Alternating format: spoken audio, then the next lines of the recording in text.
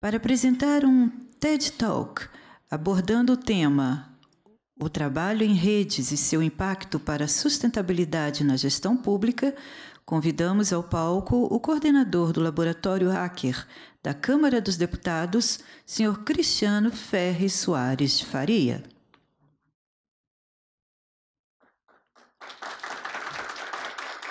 Sr. Cristiano foi fundador e diretor do Laboratório Hacker da Câmara dos Deputados, além de idealizador do portal E-Democracia de participação social no processo legislativo. Mestre em políticas públicas pela Universidade de Londres e pesquisador associado da Universidade de Harvard. É doutor em ciência política e sociologia pela Universidade do Estado do Rio de Janeiro. Também é autor do livro O Parlamento Aberto na Era da Internet e do e-book 7 Atitudes que Vão Mudar Nossa Forma de Fazer Política, ambos gratuitos na internet. Senhoras e senhores, com a palavra o senhor Cristiano Ferri Soares de Faria.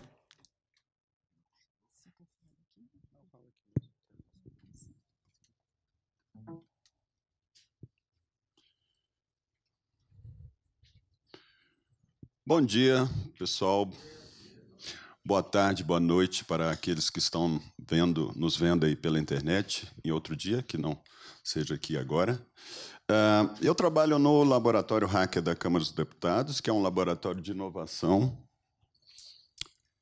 É o primeiro laboratório de inovação criado com esse formato no Brasil, o primeiro do mundo em legislativo, trazendo a ideia de que precisamos experimentar para conseguir a inovação no serviço público. A experimentação não é algo muito comum, pelo contrário, é praticamente proibido experimentar no serviço público e não se consegue inovação em toda a história da inovação sem experimentação, sem passar por alguns erros necessários, aprender rapidamente com esses erros de maneira muito barata e rápida, para daí chegar ao sucesso.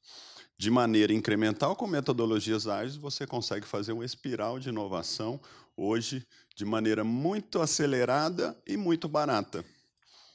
O que não é facilitado no serviço público. Nós vamos mostrar um caso aqui, a minha ideia é contar apenas uma história, nesse tempo limitado que nós temos, de como a gente conseguiu hackear e nós usamos a palavra hackear com um objetivo super construtivo, obviamente. Conseguimos hackear os obstáculos que a máquina, a regulação, o controle... Vou falar baixo aqui, que nós estamos, né, numa casa de controle, mas eu vou fazer aqui, ao final, um elogio ao Tribunal de Contas da União, esse caminho que nós estamos vendo na inovação do controle, quer dizer, o papel do controle para estimular a inovação e não bloquear e não dificultar a inovação. Bom, o problema que eu quero abordar aqui é um problema que a gente conhece muito bem, né? Que a falta de credibilidade, a queda da confiança, da credibilidade no serviço público, no Estado de forma geral. Não estou falando aqui da política, estou falando da burocracia mesmo. O desperdício, os gastos desnecessários que nós temos, que nós vemos, infelizmente, em todos os lados. A pouca eficiência, o pouco foco em eficiência, fazer mais com menos. A dificuldade de ter uma visão mais panorâmica da floresta do servidor público. Nós vivemos nas bolhas burocráticas. A burocracia emburrece mesmo. Num mundo cada vez mais dinâmico, com mais informação, acontecendo muita coisa, muito difícil acompanhar isso. E estamos todos, claro, muito confusos. Então, tem uma frase aí bem interessante de um desses gurus de administração, que chama Tom Peters, que ele fala: se você não está confuso, você não está atento. Estamos todos confusos. Então, por isso, é muito difícil ter uma visão da floresta, do que está acontecendo, das tendências, para onde está indo o mundo. E também da forma como a gente desenvolve inovação no serviço público. Muito baseado naquele sistema antigo de planejar um projeto, tentar ter o máximo de informação possível, fazer aquele planejamento pretensamente perfeito, elencar os requisitos. Se tiver que comprar uma tecnologia, mapear esses requisitos dessa tecnologia, fazer uma contratação que vai demorar anos, implementar isso com muita dificuldade, até customizar, depois fazer uma capacitação para treinar as pessoas para usar essa ferramenta. Já se passaram 5 anos, 6 anos, e pode ser que essa solução, muito comumente, não será muito boa, não será adaptável para aquele mundo que está em completa mudança. Muito bem, qual o problema que eu tenho que resolver? Problema que eu lido todo dia.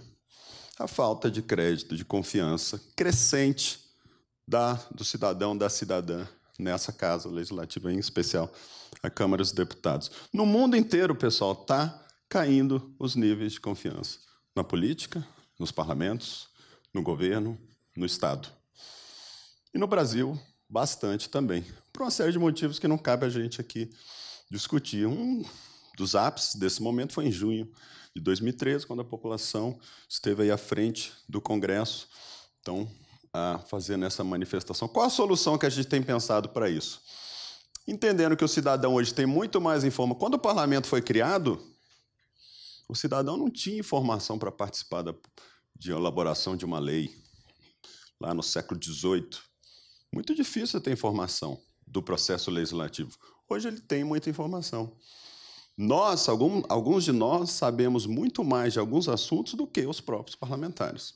Por que não utilizar a participação cidadã, a chamada inteligência coletiva, a sabedoria das multidões?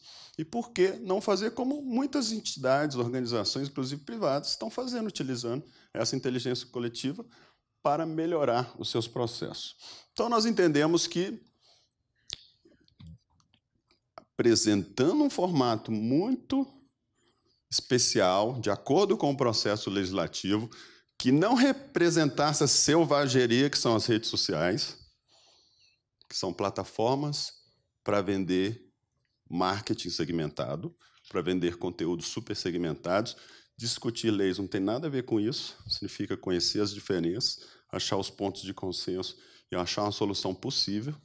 Então, criar uma ferramenta que pudesse abrigar essa forma, essa dinâmica de discussão com a liderança, facilitação dos representantes eleitos parlamentares, foi um desafio que a gente conseguiu implementar desde 2009, com algum sucesso, algumas coisas não deram certo, e a gente conseguiu, por exemplo, fazer interações muito simples como essa. O cidadão entra e participa de audiência pública, ao vivo, faz pergunta para os parlamentares. As perguntas são ranqueadas pelos próprios participantes e os parlamentares usam essas perguntas até para interrogar melhor as autoridades que estão ali naquela audiência pública. Aqui dificilmente tem um xingamento. E se há um xingamento, um palavrão, que é sempre um perigo, né? Imagina eu lá em 2008, numa reunião com os diretores, defendendo, temos que abrir um site virtual, uma comunidade virtual, para as pessoas sem restrição poder falar com os deputados. Imagina, o perigo maior é esse. Pô, vamos xingar a mãe dos deputados. Esse foi o primeiro problema que apareceu, e é uma preocupação.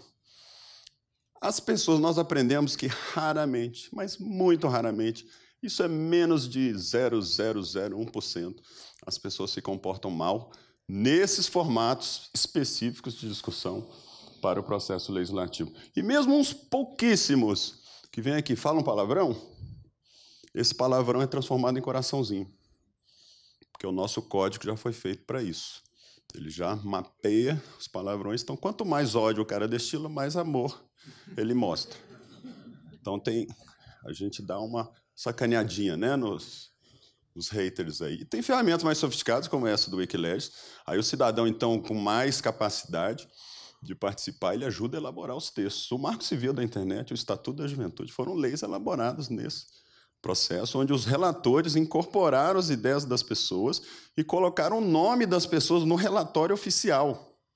Ele meio que compartilhou os créditos da elaboração daqueles projetos com aqueles cidadãos. Está lá o nome, o artigo, inclusive o artigo 3º foi elaborado com a ajuda do cidadão tal. Então esse talvez seja o papel do político do futuro. Ele é uma espécie de facilitador da inteligência coletiva. Muito bem, o que a gente descobriu, pessoal, é que, legal, essa ferramenta está em evolução, Nós estamos avançando nela, é um caminho, existe um processo de aprendizagem de todo mundo, do cidadão, do parlamentar e da burocracia, se adaptando a isso. O Senado tem também o E-Cidadania, um projeto muito legal. Mas e as câmaras municipais? Nós temos 5.600, alguma coisa assim, de câmaras municipais que não têm as condições tecnológicas sustentáveis de elaboração de tecnologia. Então, a gente passou a receber visitas lá no laboratório RAC, que cuida do Portal e Democracia, entre outras coisas, de vereadores, de deputados estaduais, de colegas de casas legislativas e até de outros órgãos do Executivo, querendo, olha, eu quero uma ferramenta que é isso aí. Você me empresta, me dá, me vende? Falei, não, eu te dou. É simples. Você manda aqui um ofício. Aí nós descobrimos que a assessoria jurídica lá da Câmara exige, na verdade, que faça um convênio com o órgão. Eu falei, ixi, já burocratizou. Vai ter que ter um convênio passando por vários órgãos.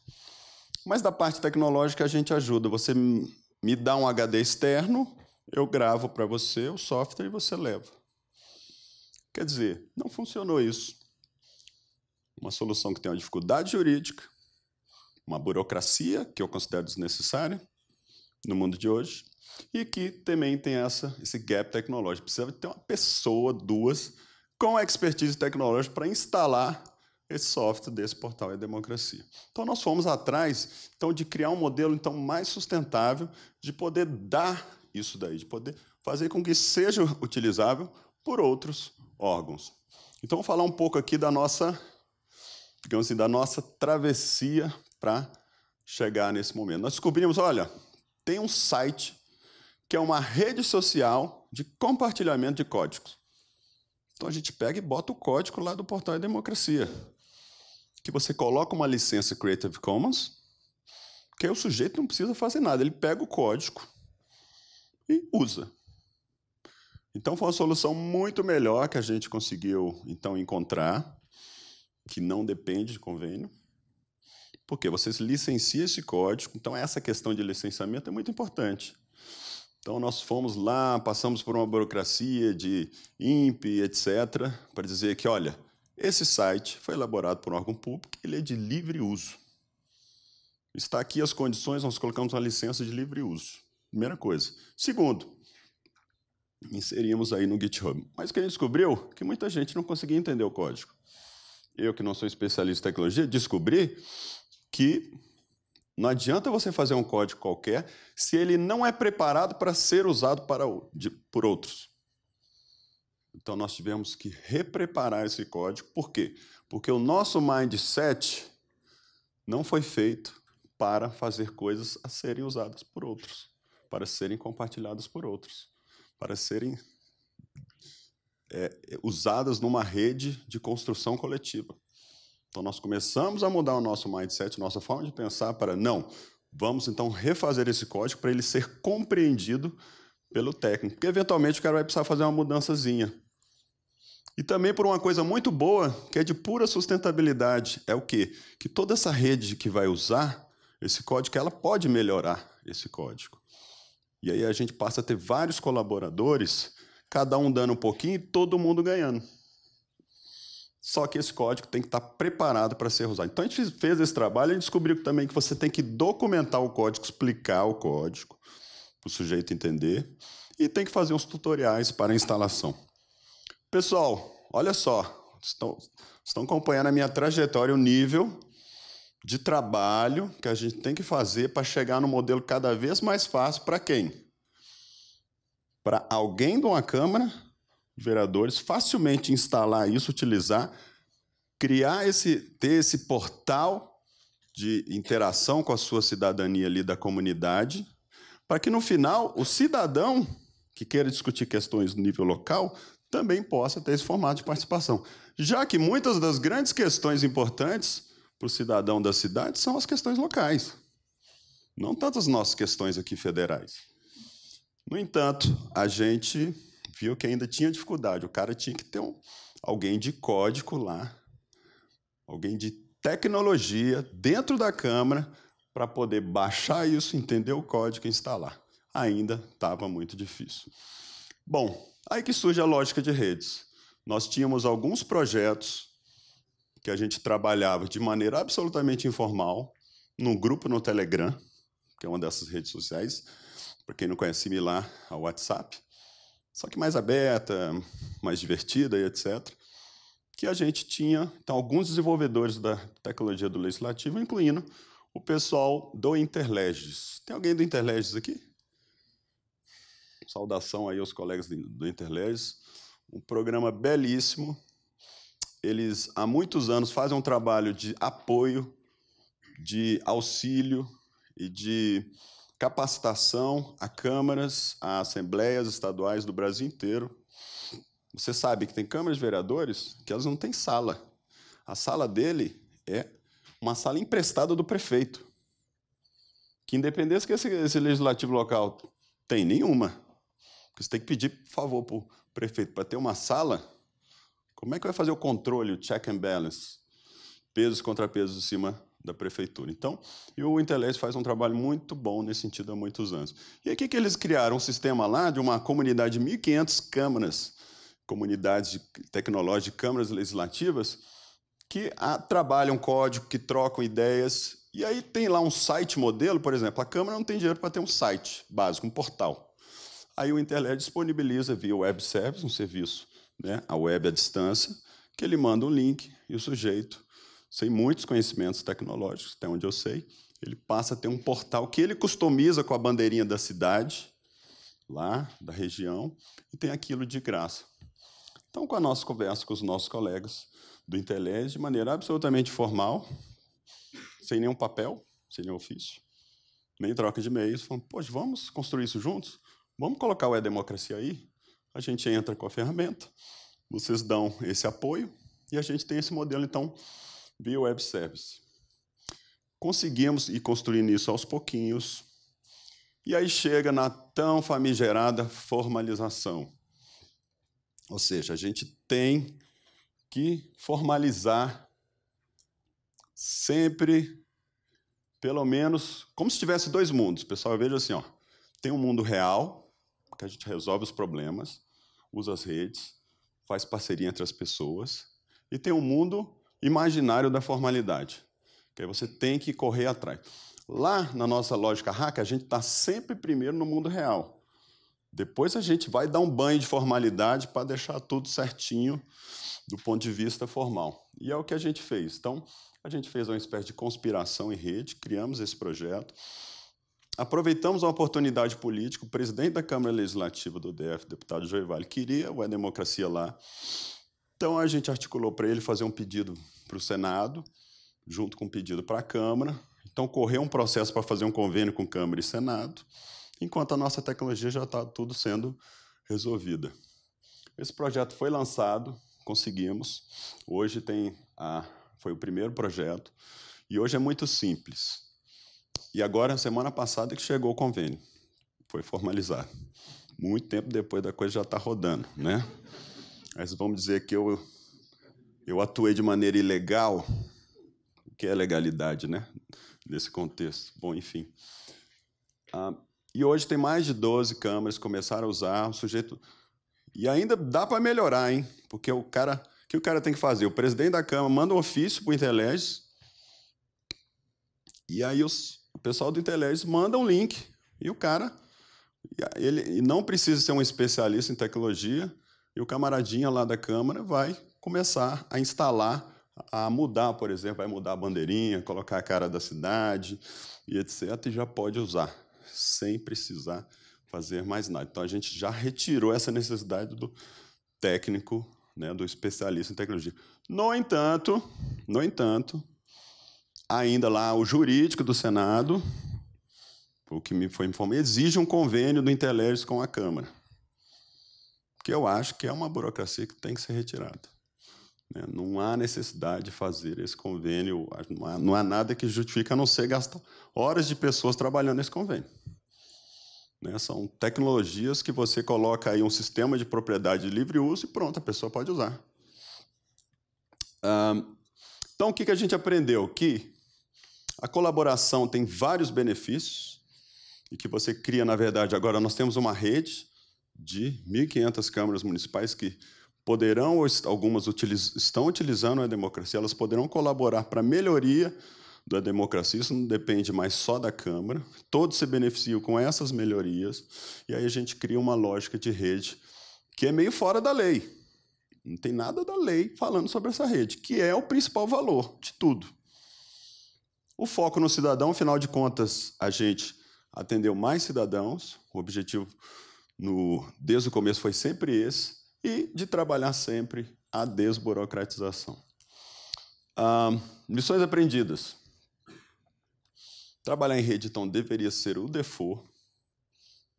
Né? Esse mundo formal aí que eu falei, essa realidade paralela, ela deveria, do real, deveria ser igual ou a mesma coisa da realidade formal, ou essa realidade formal deveria ser diminuída ao máximo para facilitar o trabalho em rede.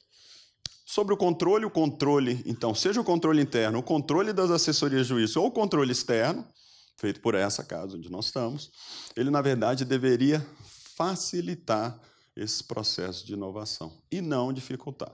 E agora já existem leis que obrigam isso. Tem uma lei que sai agora em outubro, se você botar no Google, chama Lei da Simplificação Administrativa, que proíbe o burocrata de cobrar certas burocracias mínimas, como, por exemplo, reconhecimento de firma. Você não precisa mais apresentar reconhecimento de firma de um documento que você está apresentando ali ao vivo para um serviço público. E tem também a Lei de Proteção de Defesa ao Usuário, ou cidadão, criada no ano passado também, que obriga,